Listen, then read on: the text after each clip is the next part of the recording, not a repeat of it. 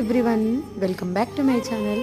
ఇవాళ నేను ఇంకొక మంచి ఈవినింగ్ స్నాక్ రెసిపీ అయితే చూపిస్తాను అనమాట. ఇన్స్టాంట్గా పిజ్జా ఎలా ప్రిపేర్ చేసుకోవచ్చు, అది కూడా బ్రెడ్ పిజ్జా అనమాట. ఎలా ప్రిపేర్ చేసారో చూసేయండి. అలాగే ఈ వీడియో నచ్చితే లైక్ చేయడం మర్చిపోద్దు, అండ్ ఆల్సో ప్లీజ్ సబ్స్క్రైబ్ చేసుకోండి.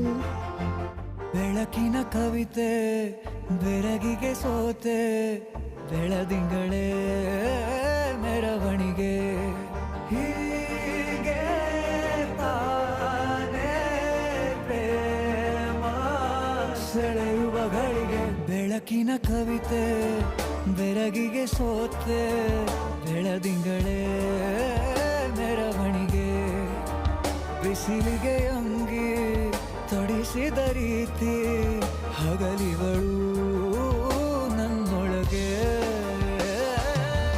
ಹತ್ತಿಯಂತೆ ಇವಳು ಈ ಮುದ್ದಾದ ಬೆಂಕಿನ ಗಂಟು